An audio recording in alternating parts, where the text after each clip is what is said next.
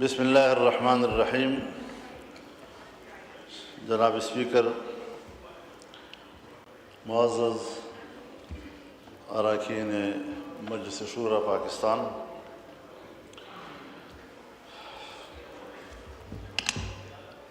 Parliament ایک ایسا forum ہے جہاں پر ہم باہمی بیٹھ کر کچھ معاملات مشاورت کے ساتھ طے کرتے ہیں، اور جب ہم کہتے ہیں کہ نبوت مکمل ہو چکی ہے، وحی مکمل ہو چکی ہے، اور اللہ رب العزت فرماتے ہیں الیوم اکملت لکم دینکم واتممت علیکم نعمتی، میں نے اپنا دین تم پر مکمل کر دیا ہے اور اپنی نعمت تم پر تمام کر دی ہے۔ اس کے بعد ایک ہی چیز قیامت تک کے لیے زندہ ہے، اور وہ ہے شورا، کہ اگر کوئی ایسی نئی چیز آئے، نیا مسئلہ سامنے آئے، تو اس پر قیامت تک مشورے کا راستہ کھلا رہے گا۔ اور جب مشورے کا تصور آتا ہے تو پھر وہاں ظاہر ہے کہ اس میں اجتہاد بھی ہوتا ہے، رائے بھی بنائی جاتی ہے، اور جب ہمارا ملک مشترک ہے، ہمارے ملک کا آئین ہمارا مشترک ہے، قانون ہمارا مشترک ہے، اور آئین و قانون کا احترام ہم سب کے اوپر برابر کا، یعنی ایک اس کا احترام واجب ہے، تو یہ اچھی بات ہوتی ہے کہ کوئی آئینی ترمیم آئے تو اس پر مشاورت ہو، کوشش کی جائے کہ آئین متنازع نہ ہو، سب کو آن بورڈ لیا جائے، سب سے بات چیت کی جائے، ان کا اوپینین لیا جائے، پھر اس کے بعد ایوان کی مرضی ہے، اس کی اکثریت جو فیصلہ کرے یا 2/3 اکثریت جو فیصلہ کرے اس کا سب احترام بھی کرتے ہیں اور اس کو قبول بھی کرتے ہیں۔ لیکن 27ویں ترمیم میں ایسا نہیں ہوا۔ یہی وجہ ہے کہ آپ کے آئین کا یہ 27ویں ترمیم اسی طرح متنازع ہوگا جس طرح کہ 18ویں ترمیم سے پہلے کی ترامیم کسی نہ کسی حوالے سے متنازع تھیں، اور آئین کے متفقہ ٹائٹل کے اوپر یہ ایک زخم تصور کیا جائے گا، ایک خراش تصور کیا جائے گا کہ یک طرفہ طور پر ایسا کیوں کیا گیا۔ دیکھیے، سن 1973 میں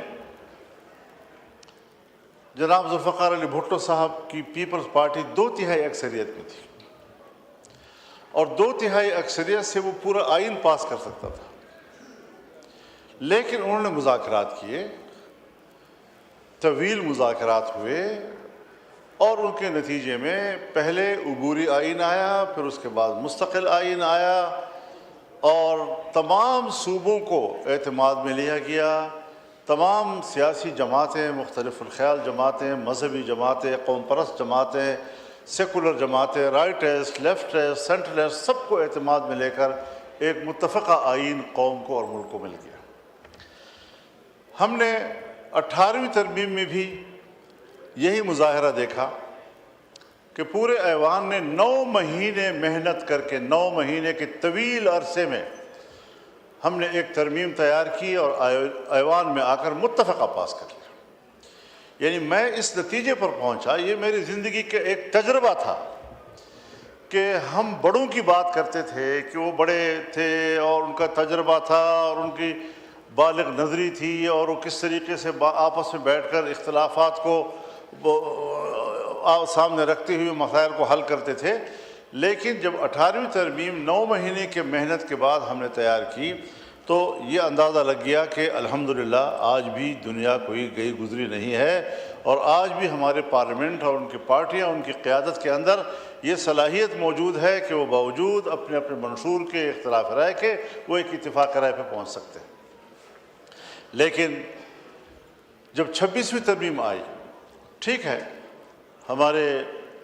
پی ٹی آئی کے دوست براہ راست اس میں شریک نہ ہوئے، لیکن وہ رابطے میں رہے، اور جو بھی ڈیولپمنٹس ہوتی تھی JUI اور گورنمنٹ کے درمیان ہم اس سے ان کو آگاہ کرتے تھے، ان کی رائے لیتے تھے، ان کی تحفظات نوٹ کرتے تھے، ان کا اختلاف رائے نوٹ کرتے تھے، پھر آپ کے سامنے ہم رکھتے تھے، اور 1 مہینہ 1 ہفتے کے اندر ہم نے اس پر ایک اتفاق رائے حاصل کر لیا اور ایک قانون بن گیا، آئینی ترمیم ہو گئی۔ لیکن 27ویں ترمیم کے اوپر یہ جو جمہوریت کا ایک حق ہے، یہ جو پارلیمان کی ایک شائستگی ہے، وہ اس کے تقاضے پورے نہیں ہو سکے، اور یہی وجہ ہے کہ آج قوم مطمئن نہیں ہے اس کے بارے میں، اس حوالے سے اطمینان موجود نہیں ہے، نہیں کسی کو اعتماد میں لینے کی کوشش کی گئی۔ تو سب سے پہلی بات تو یہ ہے کہ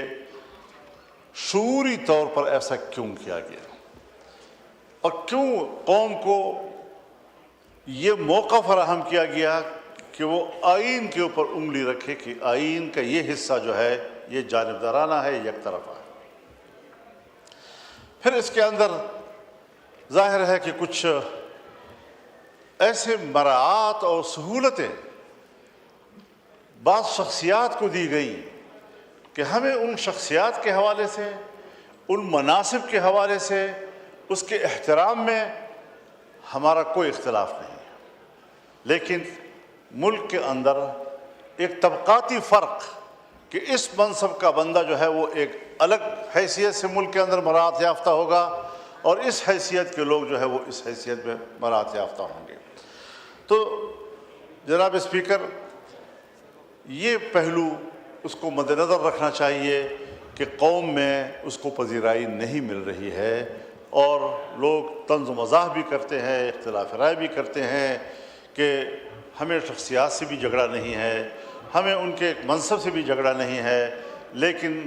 ایسے مراعات کسی کو دینا یہ شاید خدمات کا صلہ نہیں ہے، بلکہ یہ ایک مستقل طبقاتی فرق کا اور امتیاز کا مسئلہ ہے۔ جناب والا، قانون سازی 26ویں ترمیم میں بھی ہوئی، وہاں پر ہم نے کچھ ترامیم پیش کی تھی، سود کے حوالے سے بھی اسی طریقے سے ہم نے شرعی عدالت کو طاقتور بنانے کا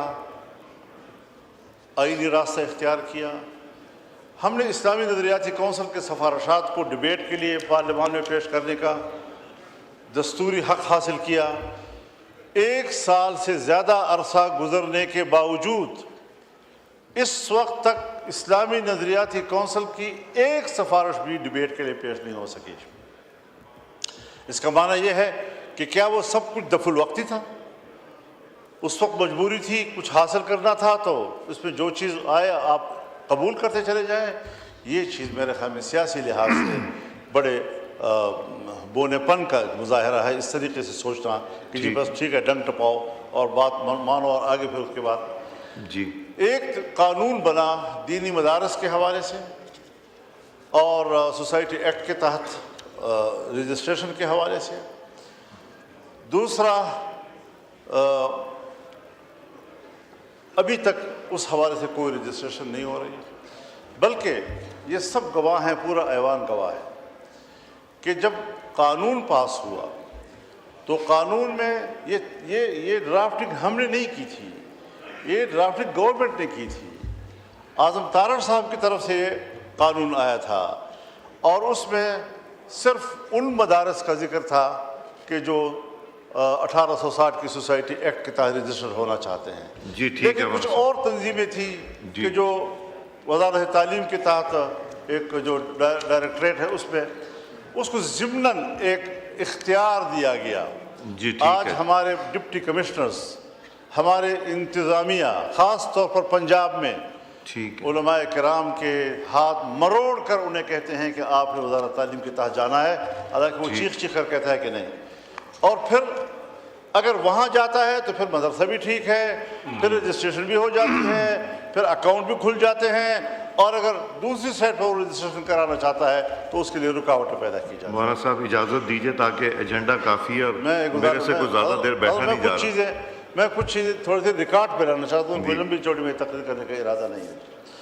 آج جو قانون سازیاں ہوئی ہیں اس حوالے سے ذرا آپ سوچیں بھی کہ اگر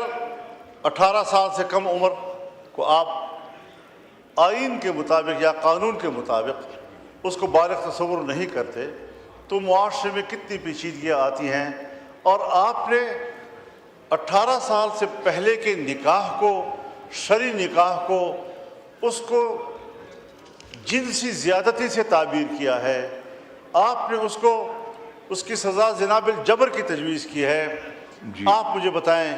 کہ ایک طرف آپ ان کو جنسی زیادتی بھی کہیں، ایک طرف آپ ان کو زنا بالجبر سے بھی تعبیر کریں، اور دوسری طرف آپ یہ بھی کہیں کہ اگر بچے پیدا ہو گئے تو وہ جائز ہوں گے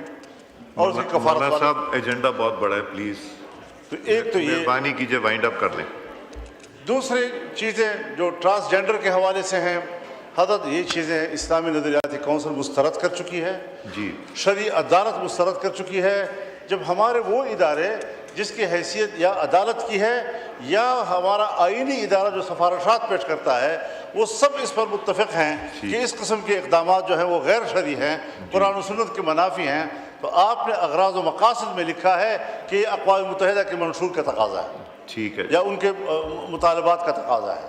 کیا آپ نے اقوام متحدہ کے منشور اور اس کے آئین اور انسانی حقوق کا حلف اٹھایا ہے، یا آپ نے اس آئین کا حلف اٹھایا ہے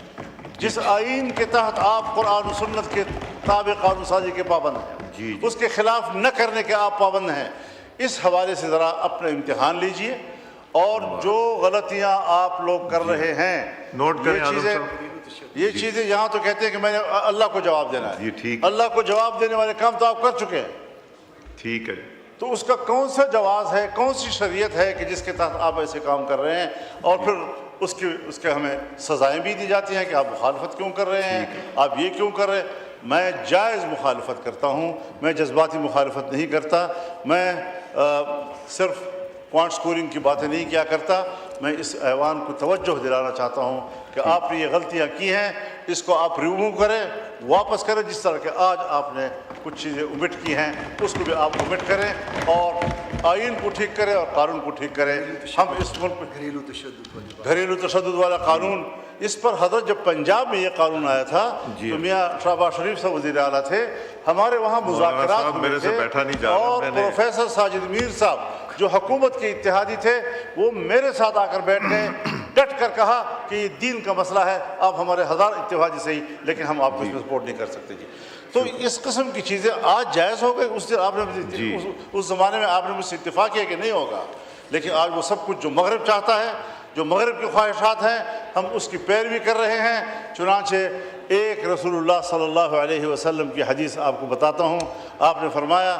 لَتَتَّبِعُنَّ سُنَنَ مَنْ قَبْلَكُمْ شِبْرًا بِشِبْرٍ وَذِرَاعًا بِذِرَاعٍ حَتَّى لَوْ دَخَلُوا جُحْرَ ضَبٍّ تَبِعْتُمُوهُ قَالُوا يَا رسول اللہ الْيَهُودَ وَالنَّصَارَى قَالَ فَمَنْ. ایک زمانہ آئے گا جب تم بالشت اور قدم قدم پچھلی امتوں کی پیروی اس طرح کرو گے کہ اگر وہ گوہ کی غار میں گھسنے لگے تو آپ وہاں بھی ان کے پیچھے پیروی کرتے رہیں گے. صحابہ کرام نے عرض کیا یا رسول اللہ ہم یہود و نصارہ کی پیروی کریں گے؟ آپ نے فرمایا پھر اور کون ہو سکتے ہیں؟ آج آپ مغرب یہود و نصارہ کی پیروی کرتے نظر آ رہے ہیں، اور یہ مسلمان قوم 25 کروڑ پاکستانی مسلمان قوم کے شاعر نشان نہیں ہے. ذرا اس حوالے سے ہمارے چہرے کو خدا کے سامنے پیش ہونے کے قابل بنا دیں. Deputy prime minister